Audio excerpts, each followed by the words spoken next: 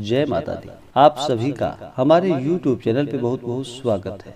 आइए आज चैत्र नवरात्रि के 9वें दिन माता सिद्धिदात्री की कथा सुनते हैं। माता सिद्धिदात्री का पूजन जो कि चैत्र नवरात्रि में अंतिम दिन किया जाता है। माता सिद्धिदात्री अपने भक्तों को सभी प्रकार की सिद्धियों को प्रदान करने वाली है।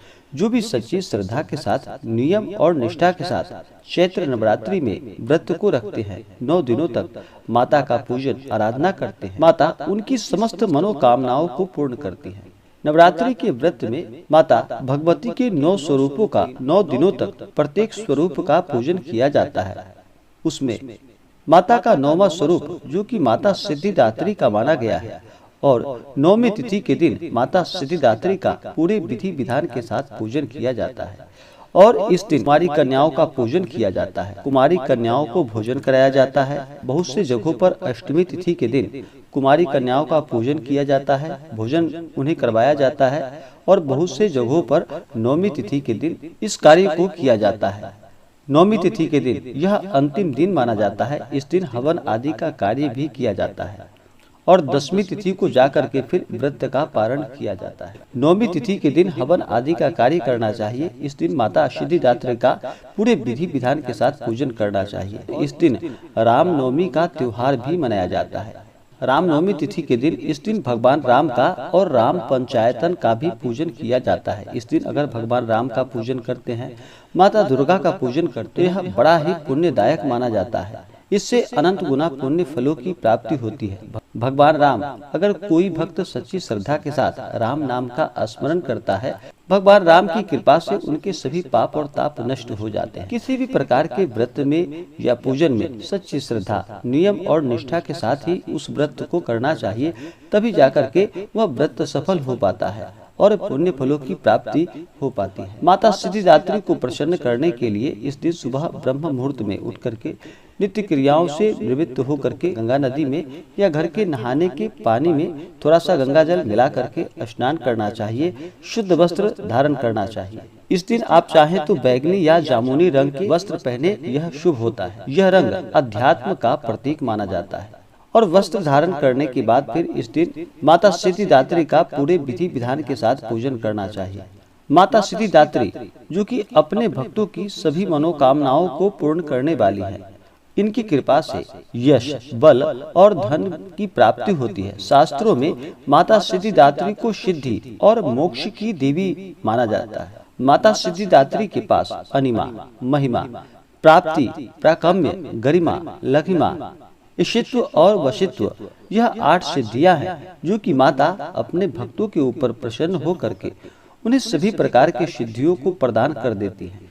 इस दिन माता सिद्धिदात्री के पूजन के लिए माता का जल से अभिषेक करे, पंचामृत से अभिषेक करे, शुद्ध गंगा जल माता के ऊपर चढ़ाए। उसके बाद माता को वस्त्र अर्पित करे, समस्त श्रृंगार की वस्तुएं, आभूषण आदि अर्पित करे। महिलाएं माता सिद्धिदात्री को सिंदूर चढ़ाएं, उन्हें कुमकुम आदि चढ़ाएं, अबीर, गुलाल, चंदन आदि अर्पित करे। पुष्पों की माला माता सिद्धिदात्री को अर्पित करे। फिर धूप और दीप दिखाएं, अनेक प्रकार का नैवेद्य माता को अर्पित करे। माता सिद्धिदात्री को इस दिन नवरस युक्त भोजन, 9 प्रकार के पुष्प और 9 प्रकार के फल अर्पित करे तो यह बड़ा ही लाभकारी होता है। माता सिद्धिदात्री को इस दिन विशेष प्रकार से मौसमी फल, चना, पूड़ी, खीर, नारियल और हलवा उन्हें अति प्रिय है, तो माता को इन चीजों का भी भोग लगाए तो बड़ा ही लाभकारी होता है। उसके बाद नैवेद्य चढ़ाने के बाद आप जितने भी प्रकार के नैवेद्य हो अपने श्रद्धा और सामर्थ्य के अनुसार अर्पित करें।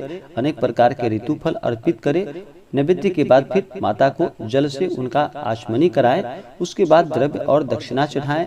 पुंगी फल, तांबूल माता को अर्पित करें। पुंगी फल यानी कि सुपारी को पुंगी फल कहा जाता है और तांबूल यानी कि पान पत्र, लौंग, इलायची के साथ में माता को अर्पित करें। उसके बाद फिर दुर्गा चालीसा, सिद्धि कुंजिका, अष्टोत्र, कवच, अर्गला कीलकम या दुर्गा सप्तशती आदि का पाठ करे या श्रवण करे। इससे अनंत गुना पुण्य फलों की प्राप्ति होती है और माता प्रसन्न होकर के अपने भक्तों को मनोवांछित फल प्रदान करती हैं। माता सिद्धिदात्री की अगर कृपा हो तो साधकों को लौकिक और पारलौकिक सभी प्रकार की कामनाओं की पूर्ति हो जाती है। सिद्धिदात्री माँ के कृपा पात्र भक्त के भीतर कोई ऐसी कामना शेष नहीं बचती जिसे वह पूर्ण करना चाहे।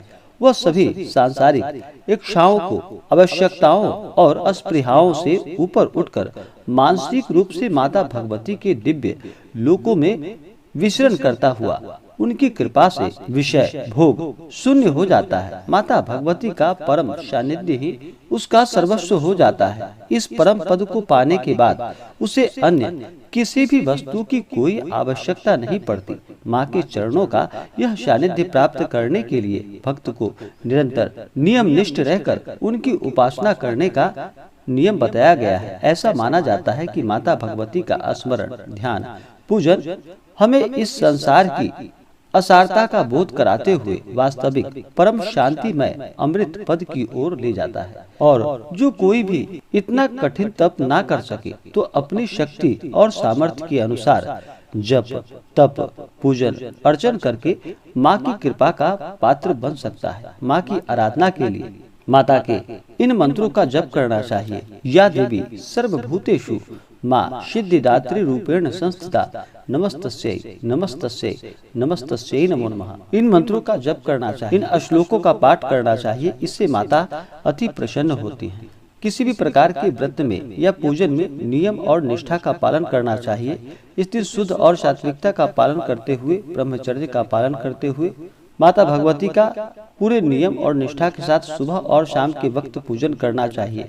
नवरात्र 9 दिन और 9 रात्र बीतने के बाद ही इसे पूर्ण माना जाता है और 10वीं तिथि के दिन जाकर के इस व्रत का पारण किया जाता है। तो नवरात्रि के दौरान पूरे ब्रह्मचर्य का पालन करते हुए इन 9 दिनों तक तामसिक वस्तुओं का बिल्कुल भी प्रयोग नहीं करना चाहिए और 9वीं तिथि के दिन विशेष प्रकार से माता का पूजन करना चाहिए। कन्याकुमारी का पूजन करना चाहिए। कन्याकुमारी माता भगवती का स्वरूप मानी गई है। उनका स्वरूप मान करके कन्याकुमारी का पूजन किया जाता है और उन्हें भोजन करवाया जाता है और दक्षिणा स्वरूप बहुत सारे भेंट उन्हें उपहार स्वरूप दिए जाते हैं। इससे माता अति प्रसन्न होती है। इसी प्रकार से जो भी भक्त सच्ची श्रद्धा के साथ, नियम और निष्ठा के साथ माता सिद्धिदात्री का पूजन करते हैं, चैत्र नवरात्रि का व्रत करते हैं, माता की कृपा से उनके सभी दुख और कष्ट दूर हो जाते हैं तथा सभी प्रकार के सुख और समृद्धि की प्राप्ति होती है। तो आशा करता हूँ कि यह जानकारी आपको अच्छा लगा हो।